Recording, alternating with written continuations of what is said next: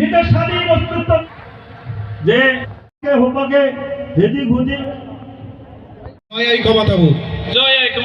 ছোট করে একটা ঘোষণা, Sukumar Ray central councillor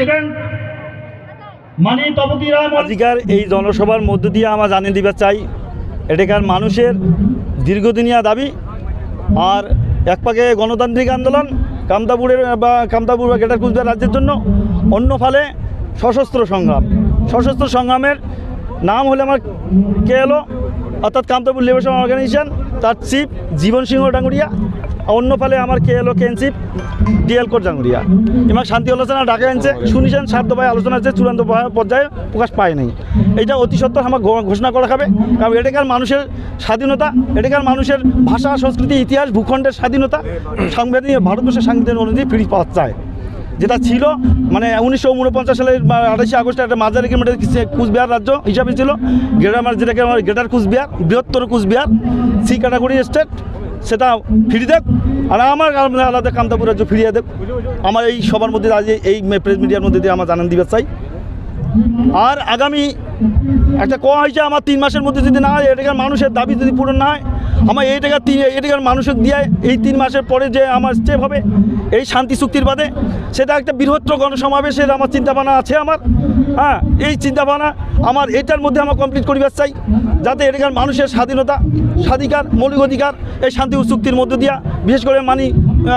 KLO chief জীবন সিংহ ডাঙ্গুরিয়া আর কেএলও কেএনচিফ আমার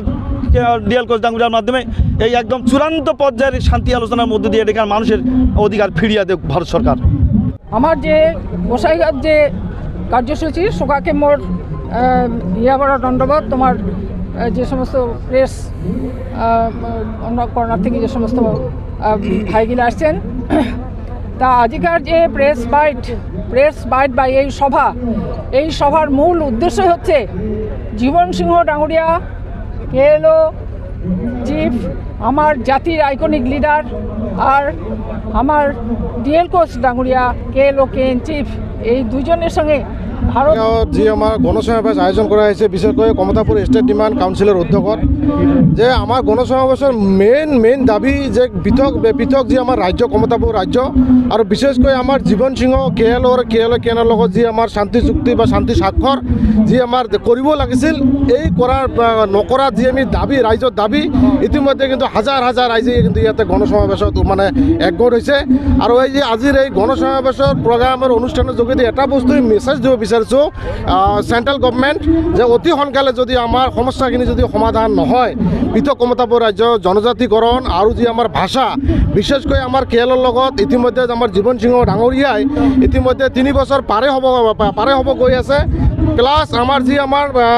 জীবন সিংহ আলোচনাৰ মাধ্যমত যি আমাৰ ডিএল কোচ ডাঙৰীয়াক বিচাৰিছিল যে ভাৰত চৰকাৰৰ লগত আলোচনাত আহিব লাগে, ইতিমধ্যে 2টা টিমে ইতিমধ্যে আহি গৈছে। কিন্তু আমি দেখিবলৈ পাইছোঁ যে আমাৰ গভৰ্ণমেণ্টৰ বৰ্তমান যি ধৰণে চতুৰালি, যি ধৰণে ভেকভাওনা, যি ধৰণে নাটক আৰম্ভ কৰিছে, এইটো খুবেই মানে দুখৰ বিষয় হৈছে। আৰু ইতিমধ্যে কিন্তু হাজাৰ ৰাইজে কিন্তু ওলাই আহিছে, কাৰণ এই যে আমাৰ অৱস্থা, এই যে আমাৰ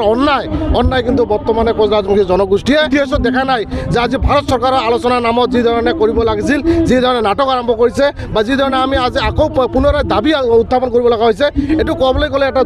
দুৰ্ভাগ্যজনক। আৰু বিশেষকৈ আমি দেখিবলৈ পাইছোঁ গণতন্ত্ৰৰ নামত যি ধৰণে চৰকাৰে যি ধৰণে আমাক গণতন্ত্ৰ খৰ্গ কৰা হৈছে, এইটো খুবেই এটা গণতন্ত্ৰ দেশৰ কাৰণে এটা হানিকৰ, গণতন্ত্ৰ দেশৰ কাৰণে এটা সহ্যকৰ নহয়। নিশ্চয় আমি এই আমাৰ অনুষ্ঠানৰ যোগেদি এটা বস্তু মেছেজ দিব বিচাৰিছোঁ যে অসমৰ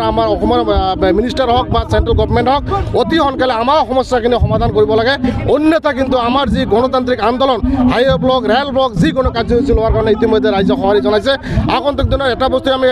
আমি এটা বস্তু ক'ব বিচাৰিছোঁ চেণ্ট্ৰেল গভৰ্ণমেণ্টক, অতি সোনকালে আমাৰ চুক্তিসমূহ মানে স্বাক্ষৰিত কৰিব লাগে। আৰু আমাৰ যিসমূহ ডিমাণ্ড, আমাৰ কোচ ৰাজবংশী জনগোষ্ঠীৰ যি দীৰ্ঘদিনীয়া ডিমাণ্ড, পৃথক কমতাপুৰ ৰাজ্য জনজাতিকৰণ আৰু ভাষাকে লগতে আমাৰ যি জীবন সিংহৰ লগত যি শান্তি চুক্তি আলোচনা অতি সোনকালে ফুলফিল কৰিব লাগে। যদি নকৰে নিশ্চয়কৈ তীব্ৰতৰ আন্দোলন গঢ়ি তুলিব।